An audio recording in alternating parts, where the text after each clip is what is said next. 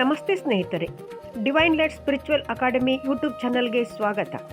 ವಿಶೇಷ ಸಂಚಿಕೆಗೆ ಸ್ವಾಗತ.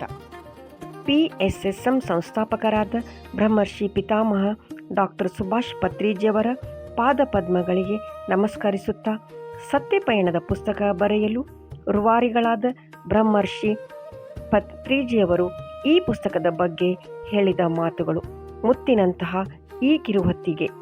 ಸತ್ಯಪಯಣ ಲೋಕಾರ್ಪಣೆಗಾಗಿ ಅನೇಕ ವರ್ಷಗಳಿಂದ ಕಾಯುತ್ತಲಿದೆ. ಸತ್ಯಪಯಣವೆಂಬ ಕಿರು ಆಭರಣವು ಕೊಹಿನೂರ್ ಆಭರಣವಾಗಿದೆ. ಸತ್ಯದ ಅರಿವು ಎಲ್ಲರಿಗೂ ದೊರೆಯುವಂತಾಗಲಿ, ಸತ್ಯದ ಹಾದಿಯಲ್ಲಿ ಎಲ್ಲವೂ ಸಾಧ್ಯವಾಗಲಿ ಎಂದು ಸುಭಾಷ್ ಪತ್ರಿಜಿಯವರು ಈ ಪುಸ್ತಕದ ಬಗ್ಗೆ ಹೇಳಿದ್ದಾರೆ. ಚಿಕ್ಕನಾಯಕನಹಳ್ಳಿಯ ರೂಪಾ ವೆಂಕಟೇಶ್ ಅವರು ಧ್ಯಾನದ ಮಾಸ್ಟರ್, ಆತ್ಮಜ್ಞಾನ ಪ್ರಕಾಶ ಮಾಸ್ಟರ್ ಆದ ರೂಪಾಜಿಯವರು ಭೃಗು ಮಹರ್ಷಿ ಮತ್ತು ಅತ್ರಿ ಮಹರ್ಷಿಗಳ ಮಾರ್ಗದರ್ಶನದಿಂದ ಬರೆದ ಸತ್ಯಪಯಣ ಕಿರುಹೊತ್ತಿಗೆ ಕೊಟ್ಟ ರೂಪಾಜಿಯವರಿಗೆ ಕೋಟಿ ಕೋಟಿ ಆತ್ಮವಂದನೆಗಳು. ಈ ಸತ್ಯಪಯಣವನ್ನು ನಮ್ಮ ಆತ್ಮಪಯಣದ ಮೂಲಕ ತಿಳಿಯುತ್ತಾ ಹೋಗೋಣ ಸ್ನೇಹಿತರೆ. ಹುಟ್ಟು ಸಾವು ಎಂಬುದು ಒಂದು ನಾಣ್ಯದ ಎರಡು ಮುಖವಿದ್ದಂತೆ. ನಾಣ್ಯದ ಎರಡೂ ಮುಖಗಳು ಅನಿವಾರ್ಯ ಹಾಗೂ ಅತ್ಯವಶ್ಯಕ. ಅಂತೆಯೇ ಜೀವಿಗಳ ಹುಟ್ಟು ಸಾವು ಕೂಡ. ಒಂದು ಜೀವಿ ಜನಿಸಿತು ಎಂದರೆ ಎಷ್ಟೆಲ್ಲ ಹರ್ಷಿಸುತ್ತೇವೆ, ಸಂಭ್ರಮಿಸುತ್ತೇವೆ. ಏಕೆಂದರೆ ಅದು ಒಂದು ಸೇರ್ಪಡೆ, ಜಗತ್ತಿಗೆ ಒಂದು ಹೊಸ ಕೊಡುಗೆ. ಪ್ರತಿ ವರ್ಷವೂ ಆ ದಿನವನ್ನು ಹಬ್ಬವೆಂದೇ ಆಚರಿಸುತ್ತೇವೆ, ಆನಂದಿಸುತ್ತೇವೆ. ಅದೇ ಸಾವು ಎಂದಾಕ್ಷಣ ಭಯಭೀತರಾಗುತ್ತೇವೆ. ಇದೊಂದು ಅಗಲಿಕೆ, ಇದು ನೋವು ಎಂಬ ಭಾವ, ಸಹಿಸಲಾರದ ವೇದನೆ ಎಂಬ ದುಗುಡ, ಮುಂದಿನ ಭವಿಷ್ಯ ಹೇಗೋ ಎಂಬ ಚಿಂತೆ. ಏತಕ್ಕಾಗಿ ಹೀಗೆ? ಹುಟ್ಟಿದಾಗ ನಲಿವು, ಸಾವೆಂದಾಗ ಭಯ. ಹುಟ್ಟು ಎಂಬುದು ಸಹಜವಾಗಿ ಸ್ವೀಕರಿಸುವವೆಲ್ಲ, ಸಾವೆಂದರೆ ಏಕೆ ಈ ತಳಮಳ? ಪ್ರತಿಯೊಬ್ಬರ ಅರಿವಿರುವ ಸತ್ಯವೆಂದರೆ ಎಂದಾದರೂ ತನಗೂ ಸಾವು ಇದೆ ಎಂದು. ಹುಟ್ಟಿದವ ಸಾಯಲೇಬೇಕು ಎಂಬ ತತ್ವ ಎಲ್ಲರಿಗೂ ಮನವರಿಕೆಯಾಗಲೇಬೇಕು. ಸಾವು ಎನ್ನುವುದು ವೈಪರೀತ್ಯವಲ್ಲ, ಇದು ಪ್ರಕೃತಿಯ ಸಹಜವಾದುದು. ಪ್ರಕೃತಿಯ ನಿಯಮದಂತೆ ಪ್ರತಿ ಜೀವಿಯು ಹುಟ್ಟು ಸಾವಿನ ಸಹಜ ಕ್ರಿಯೆಯಲ್ಲಿ ಭಾಗಿಯಾಗಲೇಬೇಕು. ಮಾನವ ಜೀವಿಗೆ ದೊರಕಿರುವ ಅತ್ಯದ್ಭುತವಾದ ಅವಕಾಶವಿದು. ಹುಟ್ಟು ಸಾವಿನ ಬಗೆಗಿನ ಜ್ಞಾನವನ್ನು ಅರ್ಥೈಸಿಕೊಳ್ಳುವ ಬುದ್ಧಿಮತ್ತೆ. ಈ ಜ್ಞಾನವು ಪ್ರತಿ ಮಾನವನ ಅರಿವಿಗೆ ಬರಬೇಕಾದ ಸ್ವತ್ತಾದರೂ ಅದನ್ನು ಅರ್ಥೈಸಿಕೊಳ್ಳುವ ಸಾಮರ್ಥ್ಯ ಎಲ್ಲರಿಗೂ ಇರುವುದಿಲ್ಲ. ಸತತ ಪರಿಶ್ರಮ, ಜ್ಞಾನವನ್ನು ಪಡೆಯಲೇಬೇಕೆಂಬ ಛಲ ಮತ್ತು ಜಿಜ್ಞಾಸೆಯಿಂದ ಮಾತ್ರ ಇದನ್ನು ಸಾಧಿಸಬಹುದು. ಸಾವು ಎಂಬುದು ಜೀವಿಯ ಅಂತ್ಯವಲ್ಲ, ಅದು ಹೊಸ ಆರಂಭಕ್ಕಾಗಿ, ಹೊಸ ಅನುಭವಕ್ಕಾಗಿ, ಒಂದು ಹೊಸ ಆವಿಷ್ಕಾರಕ್ಕಾಗಿ. ಇದನ್ನು ಅರಿಯದ ಮಾನವರ ಗೋಳಾಟ, ಸಾವಿನ ಬಗೆಗಿನ ಸಾಮಾನ್ಯ ಜ್ಞಾನ ಆತನ ಮೂರ್ಖತನವನ್ನು ತೋರಿಸುತ್ತದೆ.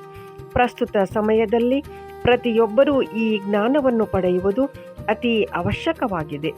ಬರಲಿರುವ ಹೊಸ ಯುಗಕ್ಕೆ ನಾಂದಿಯಾಗಿ ಪರಿವರ್ತನೆಗೊಳ್ಳುತ್ತಿರುವ ಭೂಮಿಯ ಮೇಲಿನ ಪ್ರತಿ ಜೀವಿಯೂ ಹುಟ್ಟು ಸಾವಿನ ಸತ್ಯಾಂಶವನ್ನು ತಿಳಿಯಲೇಬೇಕಾದ ಸುಸಮಯವು ಈಗ ಬಂದೊದಗಿದೆ. ಮಾನವನ ಬದುಕು ಆತನ ಪೂರ್ವ ಕರ್ಮಾಧಾರಿತವಾಗಿದೆ. ಮಾನವನ ಜೀವನದ ಪ್ರತಿ ಕ್ಷಣವೂ ಆತನದೇ ಪೂರ್ವ ಕರ್ಮಗಳ ಪ್ರತಿಫಲವಾಗಿರುತ್ತದೆ. ಆತನ ಸುಖ, ಭೋಗ, ರೋಗ, ದುಃಖ ಎಲ್ಲವೂ ಆತನ ಸ್ವಯಂ ನಿರ್ಮಿತ. ನಿರ್ಧಾರಿತ ಜೀವನದ ಭಾಗಗಳು.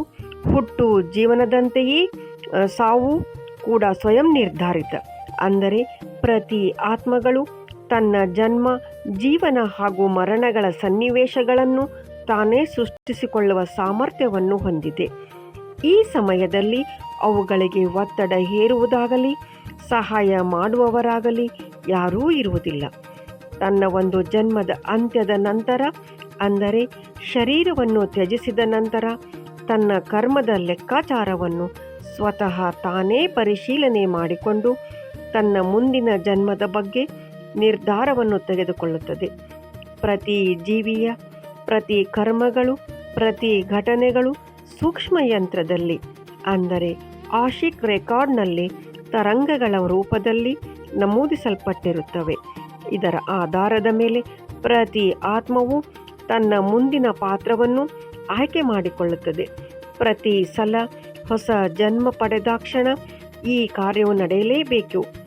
ಅಂದರೆ ಜನನದ ನಂತರ ಈ ಜ್ಞಾನವನ್ನೆಲ್ಲ ಮರೆತು ಬಿಡುವ ಕಾರಣ ಮತ್ತೆ ಹೊಸ ಕರ್ಮಗಳಲ್ಲಿ ಲೀನವಾಗಿ ತನ್ನ ಹಣೆಬರಹಕ್ಕೆ ಬೇರೊಬ್ಬರನ್ನು ಕಾರಣಕರ್ತರನ್ನಾಗಿ ದೂಷಿಸಿ ದುಃಖಿತನಾಗುತ್ತಾನೆ.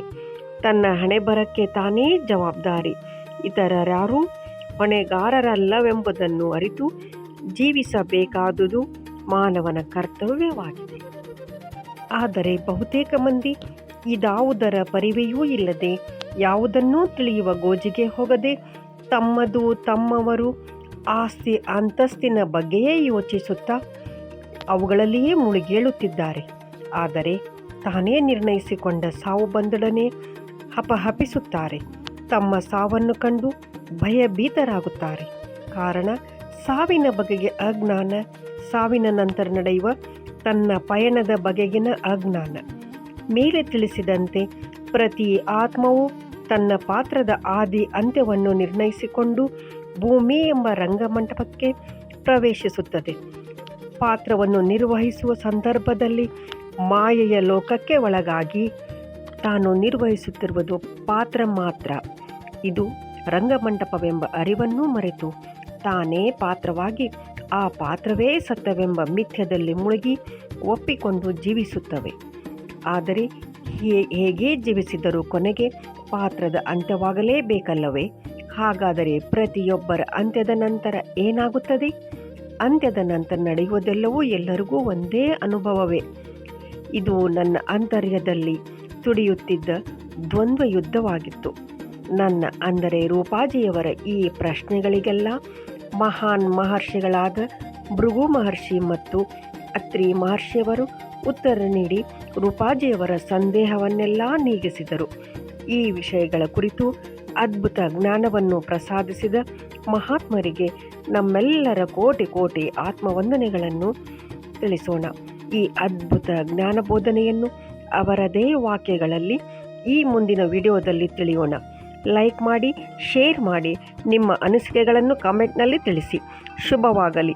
ಸರ್ವೇ ಜನಾಂ ಸುಖಿನೋ ಭವಂತು.